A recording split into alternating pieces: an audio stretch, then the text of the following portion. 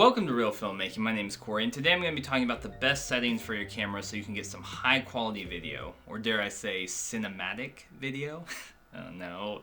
These are settings that you can apply to whatever camera you use, and it's just going to help you to get high quality and nice looking videos. Also, this video is going to be first in a series of quick videos, like kind of rapid fire, that I'm going to be making that are kind of like Filmmaking 101. My hope is that you can watch through a series of these videos and just learn about the basics of stuff like camera settings, lighting, audio, and then you can be good to go to do YouTube videos, short films, whatever type of video production stuff that you're doing. Now, the first major setting that you're going to want to change on your camera is to take it out of an auto mode and to put it into manual mode. Now, most cameras nowadays, particularly a lot of entry-level mirrorless cameras, come with like auto, beginner, like easy start modes that do a lot of stuff for you, make decisions.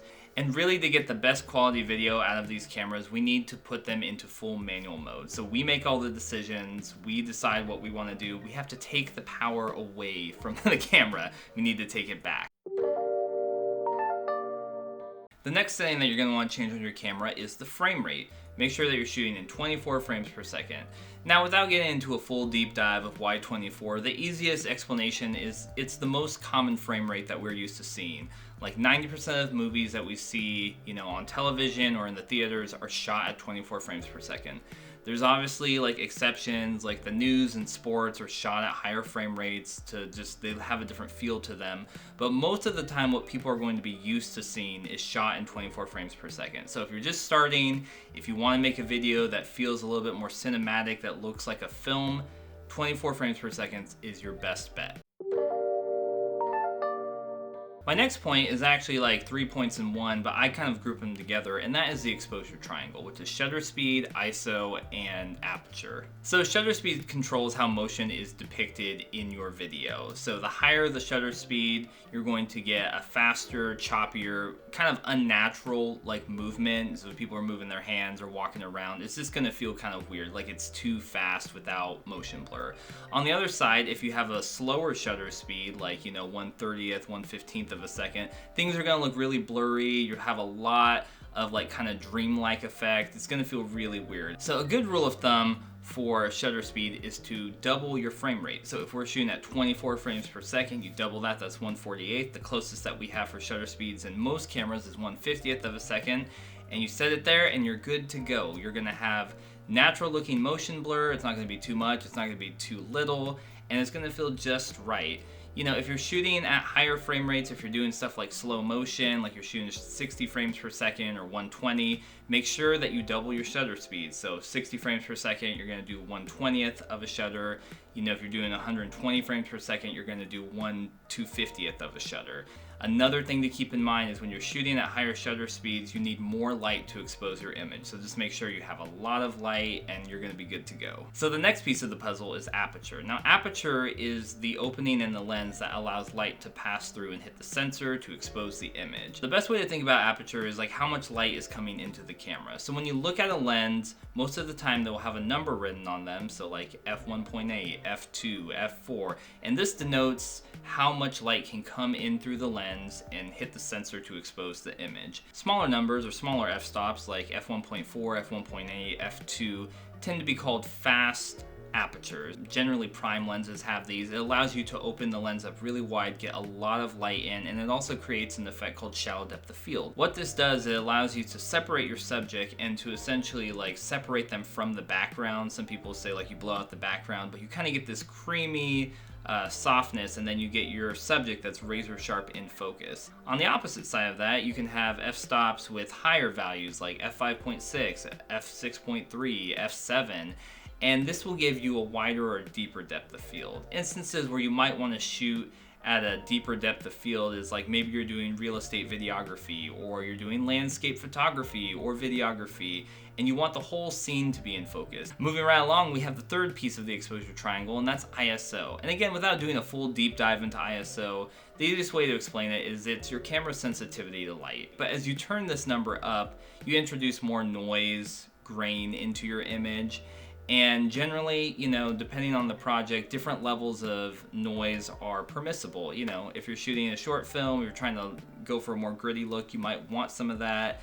If you're shooting something more corporate, you generally tend to have a very sharp, clean image, but it just depends on what you're doing. Generally for prosumer cameras, you know, smartphones, stuff with smaller sensors, I tend to try to err on the side of shooting at lower ISOs, so generally lower than like 1000, maybe 1250. It just tends to be easier to expose images and not have to deal with like high ISO noise rather than to shoot really high ISOs and have to try to clean it up in post. The next camera setting that you're going to want to change is to shoot in a flat picture profile. All cameras come with different picture profiles, which kind of chooses like how much contrast or saturation or sharpness or whatever to bake into your footage. But honestly, if you're trying to get really high quality video, trying to get cinematic video, using flat picture profiles gives you the most range in post-production to do things to, like, you know, make the colors pop a little bit more, to get a little bit more contrast, get some saturation. And when you shoot in these other like predetermined picture profiles, you're kind of locked into what the manufacturer has already built in. Higher end cameras can shoot in things called log formats like C-Log, V-Log, S-Log. If you're shooting with some cameras, they shoot in RAW. And essentially RAW and these log formats allows the camera to just capture mostly data, and then you can do a lot of the post-processing with colors and different levels and stuff in post-production.